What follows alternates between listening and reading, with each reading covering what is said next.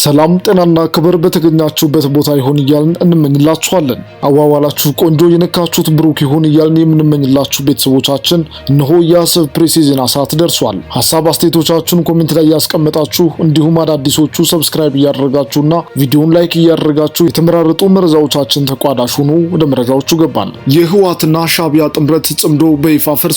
የሚሊዮን ዶላሩና የከባድ መሳሪያ ስጦታው መዘዝ አምጥቷል። ሻዕቢያ በነ ደብረጽዮን ላይ ዝቷል። አሰብ ፕሬስ በዝርዝር ይዘዋለች። የህወሓት ማዕከላዊ ኮሚቴ ላለፉት ቀናት በመቀለ ሲመክር ሰንብቶ ዛሬ ባወጣው መግለጫ በፌደራል መንግስት ላይ ከባድ ክስና ማስጠንቀቂያ አሰምቷል። በምሽቱ ይህንን በዝርዝር ወደ እናንተ እናደርሳለን። በአዲስ አበባ ሀገረ ስብከት በኮልፌ ቀራኒዮ ክፍለ ከተማ ቤተክርስቲያን ስር የወይራ ሰፈረ ገነት ሰማይ ቅድስት አርሴማና መንበረ ብርሃን እጨጌ አቡነ ዮሐንስ ቤተክርስቲያን የሚገኝ ሲሆን ህዳር 13 ለ14 አጥቢያ ከሌሊቱ 8 ሰዓት በተነሳ የእሳት አደጋ ሙሉ በሙሉ ወድሟል ተብሏል። አሳዛኙን ክስተት የተመለከቱት ሊቃነ ጳጳሳቱ ትዕዛዝ ሰጥተዋል። አንድ መንግስት ሰራተኛ ተመዝኖና ስልጠናም ወስዶ ከሚጠበቀው በታች ዝቅተኛ ውጤት ካመጣ ከስራ ይባረራል ብለዋል ባለስልጣኑ። ውድና የተከበራችሁ የሚዲያችን ቤተሰቦች እነዚህንና መሰል አጫጭር መረጃዎችን ይዘናል። እስከ መጨረሻው ተከታተሉን። የህወሓት ሻዕቢያ ጥምረት ጽምዶ በይፋ ፈርሷል። ህወሓት ለሻዕቢያ ወርቅ በመስጠት በምትኩ ከባድ መሳሪያን ጨምሮ የተለያዩ ትጥቆችንና ተተኳሾችን እንዲሁም የሬዲዮ መገናኛ ለማግኘት በመስማማት ከሽረ እስከ አካባቢው በህገወጥ መንገድ የተገኘውን 717 ሚሊዮን ዶላር የሚያወጣ ወርቅ ለሻዕቢያ አስረክበው በውላቸው መሰረት የጦር መሳሪያ ሲጠይቁት የተወሰኑ ያረጁ የጦር መሳሪያዎቹን ከራሱ መጋዘን ከሰጣቸው በኋላ አትጠይቁኝ የሚል ምላሽ ከሻዕቢያ በኩል ተሰጥቷቸዋል። የፕሪቶሪያው ስምምነትን ተከትሎ ለፌደራል መንግስት ላለማስረከብ ደብቋቸው የነበራቸውን ከባድ መሳሪያዎች ለጥገና በሚል ወደ ኤርትራ የላካቸው ከባድ የጦር መሳሪያዎች እንዲመለሱለት ህወሓት በተደጋጋሚ ጥያቄ ቢያቀርብም ሻዕቢያ ሁለተኛ እንዳትጠይቁኝ የሚል ምላሽ ሰጥቷቸዋል። ለወታደራዊ ስልጠና በሚል ሳዋ የገቡ 7317 የትግራይ ወጣቶች እጣ ፈንታቸው እስካሁን አልታወቀም። በህወሓት ውስጥ አደገኛ ክፍፍል ተፈጥሯል። ትግራይ ውስጥ እጅግ ከፍተኛ የሆነ ህዝባዊ ተቃውሞ ሊነሳ ጫፍ ላይ መድረሱም ታውቋል። የህወሓት ማዕከላዊ ኮሚቴ ላለፉት ቀናት በመቀለ ሲመክር ሰንብቶ ዛሬ ባወጣው መግለጫም በፌደራል መንግስት ላይ ከባድ ክስና ማስጠንቀቂያ አሰምቷል። በመግለጫው የፌደራል መንግስትን ተጠያቂ ያደረገ ሲሆን መንግስት ተፈናቃዮችን ወደ ቀያቸው ለመመለስም ሆነ በምዕራብ ትግራይና ሌሎች አካባቢዎች ያሉ ታጥቀው የሚንቀሳቀሱ ኃይሎችን ለማስወጣት ፈቃደኛ አይደለም፣ ስምምነቱን እያጓተተና እያዳከመ ነው ብሏል። መግለጫው ቅሬታ ብቻ አይደለም ዛቻም አለበት። የፌደራል መንግስት ይህንን አካሄድ ካላረመ ለሚፈጠረው ቀውስና ጥፋት ሙሉ ኃላፊነቱን ይወስዳል ሲል ህወሓት አስጠንቅቋል። ለአፍሪካ ህብረትም ጉዳዩን እዩት የሚል መልእክት ልኳል። በሌላ በኩል ህወሓት ወደ ራሱ ጓዳም ተመልክቷል። በክልሉ ውስጥ ሌብነት፣ ዘርፊያና የአስተዳደር ብልሹነት በከፍተኛ ሁኔታ መስፋፋቱን አምኖ ይህንን ለማስተካከል ጊዜያዊ አስተዳደሩ ጋር እጅና ጓንት ሆኖ እንደሚሰራ ቃል ገብቷል። ውስጣችንን እያጠራን ነው፣ አንድነታችንን ተመልሷል የሚል መልእክትም አለው። በአጭሩ መግለጫው በአንድ እጅ ቤታችንን እናጸናለን፣ በሌላ እጅ ደግሞ ፌደራል መንግስቱ ስምምነቱን ካላከበረ ነገሮች አያምሩም የሚል ነው። በሌላ መረጃ በአዲስ አበባ ሀገረ ስብከት በኮልፌ ቀራኒዮ ክፍለ ከተማ ቤተ ክህነት ስር የወይራ ሰፈረ ገነት ሰማይ ቅድስት አርሴማና መንበረ ብርሃን እጨጌ አቡነ ዮሐንስ ቤተክርስቲያን የሚገኝ ሲሆን ህዳር 13 ለ14 አጥቢያ ከሌሊቱ 8 ሰዓት በተነሳ የእሳት አደጋ ሙሉ በሙሉ ወድሟል። የቅድስት አርሴማ ቤተክርስቲያን ከታቦቱ በስተቀር ሌሎች ንዋየ ቅድሳት ሙሉ በሙሉ በእሳት አደጋው መውደማቸውን፣ እሳቱን ሊነሳ የቻለውም ከኤሌክትሪክ ጋር በተያያዘ መሆኑን የቤተክርስቲያኑ አስተዳዳሪ ሊቀ ሕሩያን ስብሐት ለኢትዮጵያ ኦርቶዶክስ ተዋሕዶ ቤተክርስቲያን መገናኛ ብዙሃን ገልጸዋል። ብፁዕ አቡነ ሕርያቆስ የአዲስ አበባ ሀገረ ስብከት የሀዲያና ስልጤ አህጉረ ሊቃነ ጳጳስ፣ ብፁዕ አቡነ ኤጲፋኒዮስ የምስራቅ ጉራጌ ሀገረ ስብከት ጳጳስ በስፍራው ተገኝተው ህዝበ ክርስቲያኑን አጽናንተዋል። ብፁዕ አቡነ ሕርያቆስ በቤተ ክርስቲያኑ መቃጠል ምክንያት በሀዘን ላይ ለሚያለቅሱት ምዕመናን በስፍራው ተገኝተው አጽናንተው ባስተላለፉት መልእክት አንዳንድ ጊዜ የሚመጡ ነገሮች በረከትን ይዘው ይመጣሉ።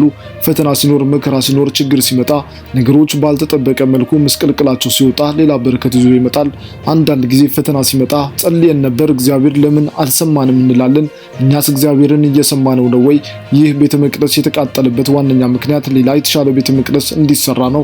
አሁን የተቃጠለው ቤተክርስቲያን በቆርቆሮ የተሰራ ነው። እግዚአብሔር የሚመለክበት ቅዱስ ስጋው ቅዱስ ደሙ የሚፈተትበት በሰማዕቷ ቅድስት አርሴማ ስም የታነጸው ደረጃውን ያልጠበቀ ቤተክርስቲያን ስለነበር የተሻለ እንዲሰራ እግዚአብሔር ምክንያት አድርጓል ብለዋል። በሌላ መልኩ ቤተክርስቲያን የሚቃጠለው የኛ ኃጢአት ሲበዛ ነው ያሉት ብፁዕነታቸው ዛሬም እግዚአብሔርን ማረን፣ ይቅር ብለን አምላኮ ይራራልን ልንለው ይገባል። ህንጻ ሰሪው ኮሚቴውና የደብሩ አስተዳደር በሚያወጡት ፕሮግራም መሰረት ሁላችንም በመረባረብ የዚህ በረከት ተሳታፊና የዚህ ታሪካዊ ስራ ባለቤት ልትሆኑ ይገባል ሲል አባታዊ መልእክታቸውን አስተላልፈዋል። ብፁዕ አቡነ ኤጲፋኒዮስ የምስራቅ ጉራጌ ሀገረ ስብከት ጳጳስ እንደተናገሩት ሁላችንም ዛሬ የተሰበሰብነው እስከ ዛሬ አገልግሎት ሲሰጥ የነበረው የህንጻ ቤተክርስቲያን በእሳት ስለተቃጠለ ነው። ባይሆን መልካም ነበር። ከሆነ ደግሞ የተሻለ ቤተክርስቲያን እንድንሰራ እግዚአብሔር ስለፈቀደ ነው።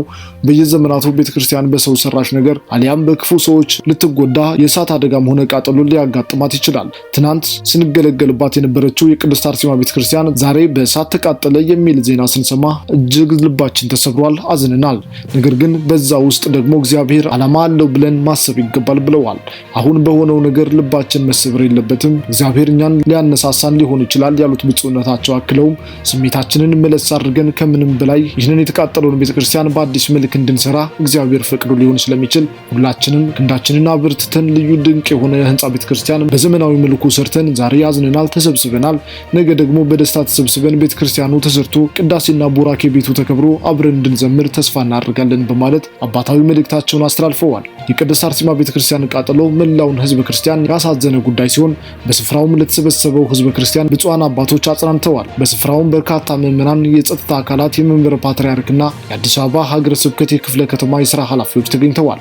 በሌላ መረጃ አንድ መንግስት ሰራተኛ ተመዘኑና ስልጠና ወስዶ ከሚጠበቀው ዝቅተኛ ውጤት ካመጣ ከስራ ይባረራል ሲሉ መኩሪያ ኃይሌ ገለጹ። የሲቪል ሰርቪስ ኮሚሽን ኮሚሽነር መኩሪያ ኃይሌ ይህንን ያለው አርብ ህዳር 12 2018 ዓ.ም የሶስት ወር የስራ ክንውን ሪፖርቱን ለህዝብ እንደራሴ ምክር ቤት የሰው ሀብት ልማት ስራ ስምሪትና ቴክኖሎጂ ጉዳዮች ቋሚ ኮሚቴ ባቀረበበት ወቅት ነው።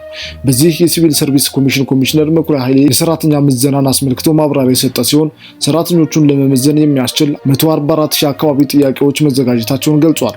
ሰራተኛው የሚመዘነው በሁለት ነገር መሆኑን ኮሚሽነር መኩሪያ ኃይሌ ገልጾ አንደኛ ባህሪ ምዘና ሲሆን ሁለተኛው ደግሞ የተማረው ትምህርት ያንን ስራ ያሰራል ወይ የሚለውን ለማረጋገጥ የስራ ዘርፍ ምዘና ይመዘናል ብሏል። በዚህ ተመዝኖ ከሚጠበቀው ዝቅተኛ ውጤት የሚያመጣ ከሆነ ስልጠና ይሰጣል ብሏል። በተደጋጋሚ ስልጠና ወስዶ ማለፍ ያልቻለ ከስራ ይባረራል። እንዲሁም ይህንን ፈተና አልፈተንም ያለ የመንግስት ሰራተኛ ከስራ ይባረራል ብሏል። ለዚህም ሁለቱም አካላት ማለትም መንግስትም ወጪ አውጥቶ ሰራተኛ መድቦ ስልጠና መስጠት አለበት፣ ሰራተኛውም ለተልእኮ ራሱን ማዘጋጀት አለበት ብለዋል። ይህ ምዘና ሰራተኛውን ለመቀነስ ሳይሆን ለተቋሙ ተልእኮ ለማዘጋጀትና ዓላማ ያለውና ክፍተትን ማዕከል ያደረገ ስልጠና በመስጠት ሰራተኛውን ለማብቃት እንደሆነ አብራርተዋል። የስልጠናው ፕሮግራም በሚኒስትሮች ምክር ቤት ተወስኖ ስርዓተ ትምህርት ተዘጋጅቶለታል ብለዋል። 5 ተቋማት ማለትም አዲስ አበባ ሳይንስና ቴክኖሎጂ ዩኒቨርሲቲ፣ አዲስ አበባ ዩኒቨርሲቲ፣ ሲቪል ሰርቪስ ዩኒቨርሲቲ፣ ቴክኒክና ሙያ ኢንስቲትዩትና የአፍሪካ ልህቀት አካዳሚ የባህሪ ብቃት መገንባት የሚያስችሉ 125 ሞጁሎቹን በማዘጋጀት ለስልጠና ዝግጁ አድርገናል በማለት አብራርተዋል። በሲቪል ሰርቪስ ማሻሻያ መሰረት የሚያርፍድና ከስራ የሚቀር ሰራተኛ ከደሞዙ እንዲቆረጥ ይደረጋልም ብሏል። ክቡራትና ክቡራን የአሰብ ፕሬስ ሚዲያ ቤተሰቦች ለዕለቱ ያዝንላችሁ መረጃዎች እነዚህን ይመስሉ ነበር። ለቻናሉ አዲስ የሆናችሁና ዛሬ ገና ይህንን ቻናል የምትመለከቱ ካላችሁም ሰብስክራይብ በማድረግ በየዕለቱ አዳዲስ ትኩስና አንኳር መረጃዎችን ማግኘት ትችላላችሁ። ቪዲዮውን ላይክ በማድረግ እንዲሁም ሀሳብ አስተያየቶቻችሁን ኮሜንት ላይ በመስጠትና መረጃዎቻችንን ለሌሎቹ ሼር በማድረግም አብሮነታችሁን አሳዩ። በቀጣይ ቪዲዮ በሌላ መረጃ ተመልሰን እስክንገናኝ በያላችሁበት መልካም ቀን መልካም ጊዜ ተመኘን።